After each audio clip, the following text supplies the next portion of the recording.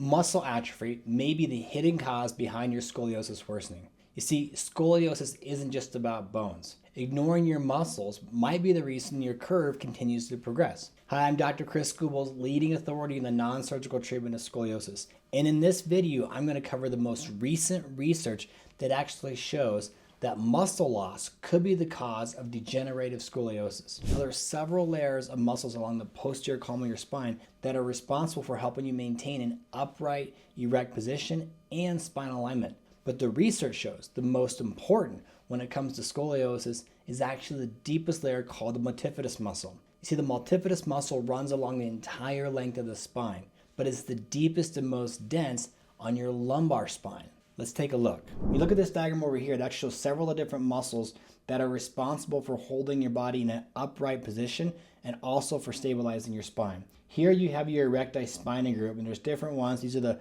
very large, most superficial muscles along your spine. The ones we're talking about today are these deep multifidus muscles that typically go from the spinous process to the transverse process that connect to various parts along the spine.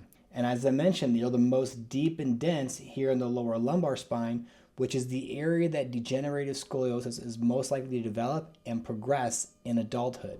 Now, these multifidus muscles have three primary movements or functions. One, they're responsible for lateral bending of the spine. Two, they're responsible for extension of the spine, which helps you maintain an upright erect position. And three, they're responsible for contralateral rotation. And amongst all of those, they're the most important muscles for stability of your spine because they help control and coordinate all the little tiny movements or intersegmental movements when you do things like bending and flexing and rotating. They're the most essential muscles for overall strength and stability of your spine. And so when you understand the function of the multifidus muscles, you understand why the loss of these muscles can actually aid in abnormal spinal alignment. And if you're not addressing the overall muscular health of these muscles, you could be missing a key piece of the puzzle that's leading your scoliosis to progress faster, causing more and more pain, and eventual loss of mobility and function. So if you're dealing with scoliosis, I'm going to encourage you to download our free ebook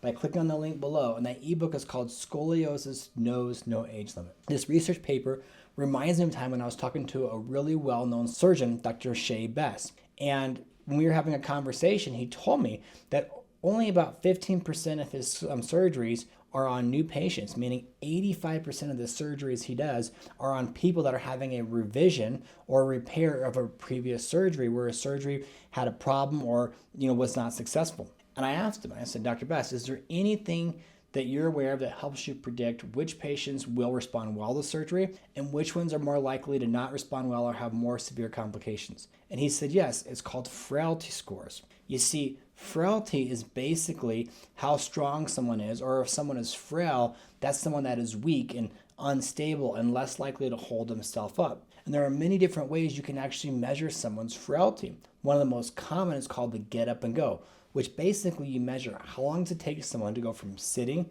to standing, walking 10 feet, turning around, going back and sitting down. The longer that takes, the more frail they are. The more likely they are to have falls and fractures, and the more likely they are to have overall spinal problems. Now, there are several tests that we do at ScoliCare where we actually measure frailty. One of those we measure abdominal strength and stability, erector muscle strength and stability, along with like get up and go and several others. But what we know is the more frail someone is, the more likely they are to have a degenerative scoliosis. And this is the paper that really lays that out. Just this fall in 2025, it's called a correlation analysis between multifidus muscle atrophy and the severity of degenerative scoliosis. And so basically what they were looking at is when you have a loss or an atrophy or a shrinkage of the multifidus muscles, is there a correlation with likelihood or risk of degenerative scoliosis progression?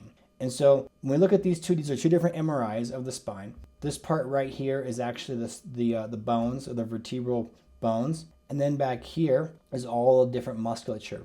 The ones that are traced in this yellow line is the multifidus muscle. And so here, this is the total volume or cross-sectional area of the multifidus muscle. And what the researchers were looking at is when you had a lost multifidus muscle, did that actually impact degenerative scoliosis? So the one over here in the red, they still have that whole muscle outlined, but the areas that are still red, that's where they have a loss of lean muscle. That would actually show up as fatty infiltration on an MRI. And where you see the area that's still dark, that's where there's still lean muscle. So if you look at the percent of lean muscle compared to the whole volume of the muscle, the smaller amount of lean muscle, the higher the likelihood of developing degenerative scoliosis. So there's 3 key takeaways with this study. 1, your multifidus muscle is your spine's unsung hero. See, your multifidus muscle stabilizes your spine segment by segment. And when it wastes away, the spine loses this internal support system, which allows your curves to progress and worsen.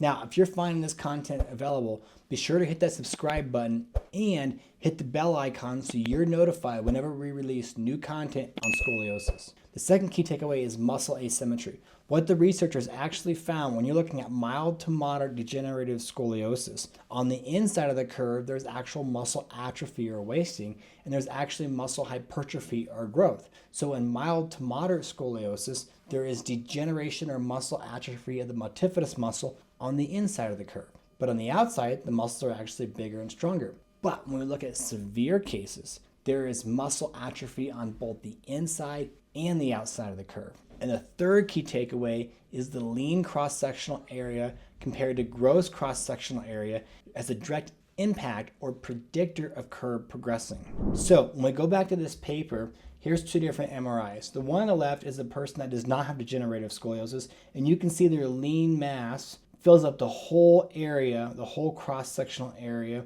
of the multifidus muscle. But over here, the B, the patient with degenerative scoliosis, the dark area is only a portion of that whole muscle, and where you have the white area, that's fatty infiltration. So the area that's black in here, that's actually lean mass, and the white area is actually degeneration or atrophy, or in the white area is actually fatty infiltration. So what the authors found is when you look at the amount of lean mass compared to the total cross-sectional area, that ratio is a predictor of degenerative scoliosis. The authors actually found that there was 4 main predictors of developing degenerative scoliosis. One of those is age. The older you are, the more likely you are to have degenerative scoliosis, especially when we get past the ages of about 60 to 65.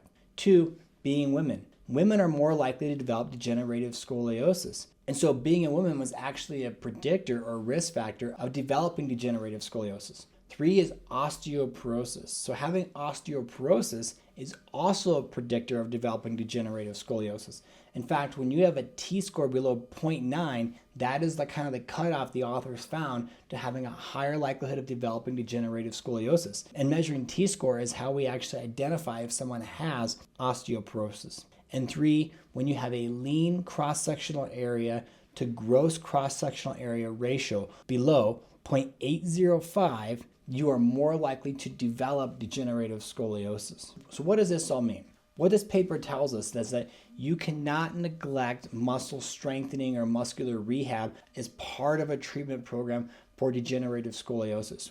We can't just do bracing. Many times the bracing is appropriate in a key piece of the puzzle, but we have to combine bracing with scoliosis-specific rehabilitation and choose specific exercises that will target and focus on the multifidus muscles. Now, if you're watching this and you have a degenerative scoliosis, I'm going to encourage you to click on the link below and request a free discovery call. That's going to give you a chance to talk to me one-on-one about your scoliosis. We'll go over the severity, the risk of curve progression, and what your treatment options are. But now that you understand and realize these multifidus muscles and their importance of treating degenerative scoliosis, you're probably wondering, what are the best exercises to strengthen these muscles? And to learn about that, click on our next video, and I'll see you there.